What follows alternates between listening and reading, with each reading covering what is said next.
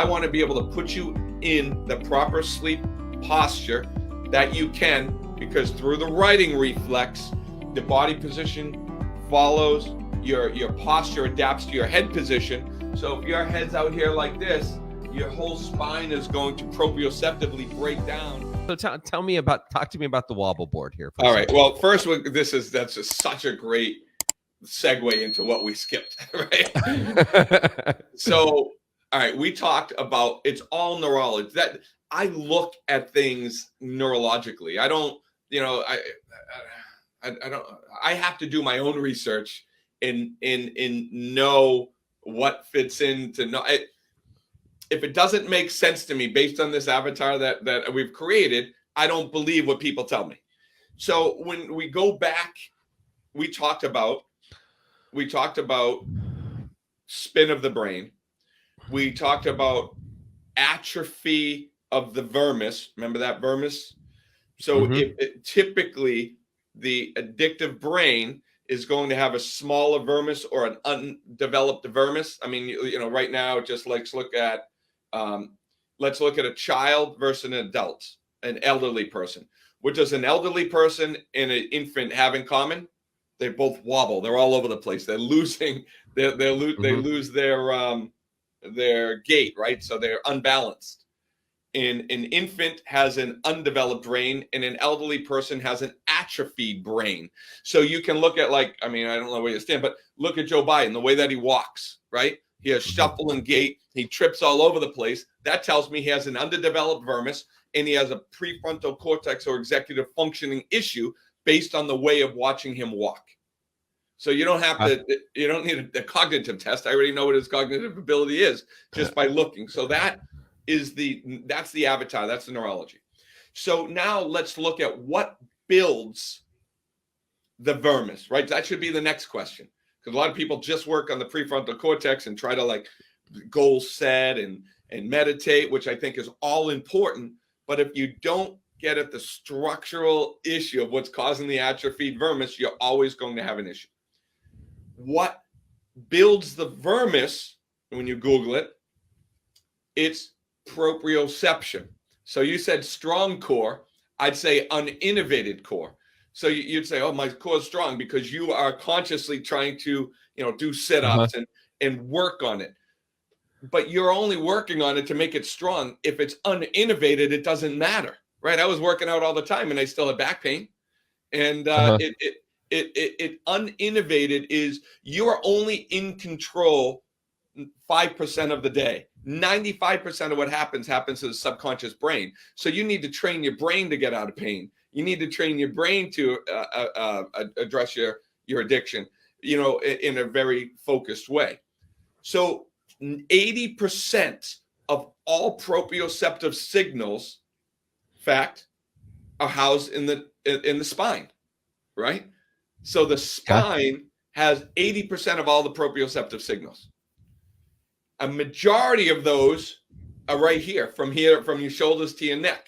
Remember, I kind of look at x-rays. So when I see degeneration, and I see a lot of issues with the neck that affect range of motion, that affect the way that the neck moves and how fluid it is, I know you have an underdeveloped brain. So I know that the balance is going to be so hard for you because your neurology is screwed up. So that is why you want to maintain motion. You want to open up that space. You want to get on a wobble board. When you're able to do it, then I know what phase, where you're at neurology wise, then we can move forward with other stuff to work on. Does that make sense? Mm-hmm. Yeah. So just looking at somebody and taking a look at x-rays and stuff like that, I know how bad it's going to be and how hard it's going to be and how humbling it is for them. Like I used to work with Tim Thomas from the Bruins, helping them with hand-eye coordination. I had him on a wobble board. He's like, what the heck am I doing this for? Because you need to build the brain in order to have good hand-eye coordination. It's all, to me, neurology. It's all in the brain. So the wobble board is to build the vermis. Yes. And exactly. Not to build the prefrontal cortex, but that's a byproduct of building the vermis, but to help stimulate and develop the vermis. Correct. We are in the development right now of a very specific wobble board that you'll have these interchangeable bases, and when you're able to master it, you're good. So how often should I be practicing on this wobble board? Sometimes I got to say it's humbling. Like I stand on, seriously, I can only do it for a couple seconds at a time. I am getting there though. I do get there, but sometimes it's hard work. So, right where you were in your life to where you are now, is that easy work to get to where you are?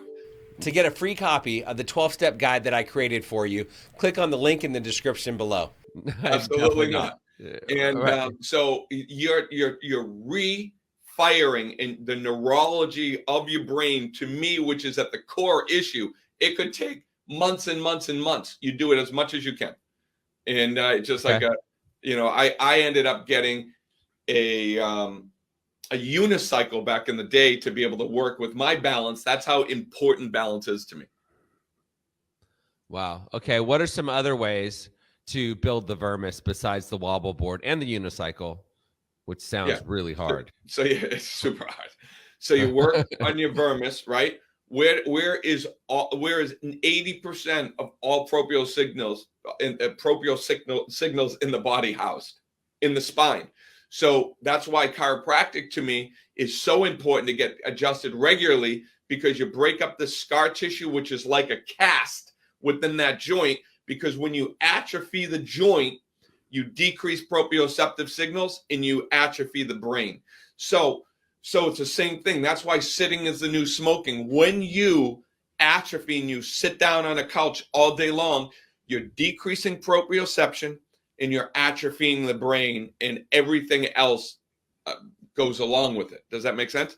So chiropractic care along with working on balance. And then the second thing is I had mentioned, and the third thing I've mentioned, but I kind of skated over it a little bit, but we'll go back to it, is adopting healthy sleep posture, not sleep position, because my whole life, even before I was a chiropractor, I was a back sleeper. And I tell people, what position do you sleep in? Side, back, or stomach? Oh, most people sleep on their side, which screws up your spine. You sleep on your side, you're going to have a shoulder problem, a hip issue, a knee issue, because the body adapts to the stresses that you put on. And if you start on your side, you're going to toss and turn all night long. So I want to be able to put you in the proper sleep posture that you can, because through the writing reflex, the body position follows your posture adapts to your head position. So if your head's out here like this, your whole spine is going to proprioceptively break down, and you're going to end up with these scolioses and these adaptive curves that are adapting, now that I know, to your poor sleeping position. So when you sleep, you want to put yourself into a position just like Crouching Tiger, Hidden Dragon, where the pillow isn't under your head, a pillow defined as a support for your head. That is why I called a new product that we developed a neck nest, because I want people not to think of a pillow where they're supporting their head. I want them to get like a block of wood. You don't need a block of wood, but underneath their neck, a rolled up towel, a soft down support. And you want to get that head back, because it's difficult to balance with your head out here. You want to balance with your weight equally distributed over your hips. So when I put people into this proper sleep posture, hold on, let me move my little thing here, and we'll go down here. I want people lying back. I want them taking some sort of pillow or whatever, some sleep support, and put it under their neck. So now I'm supporting the arch in my neck, and that is the posture that you want to have. So because if you set yourself up at night and your weight is distributed over the greatest surface area, you're going to have to get over some airway issues, and there'll be some different techniques that we teach on our online platforms to be able to help people sleep better. But if you're able to start in that position for 1 to 2 hours a night, the head will start to come back. You get adjusted, you increase range of motion by breaking up scar tissue in the spine. If you got value from this video, if you heard what you needed to hear, be sure to like it. Comment if you've got a question or you have something to say. Subscribe to the channel. Camelback Recovery provides treatment services for people struggling with mental health, mental illness, addiction, alcoholism, whatever it may be.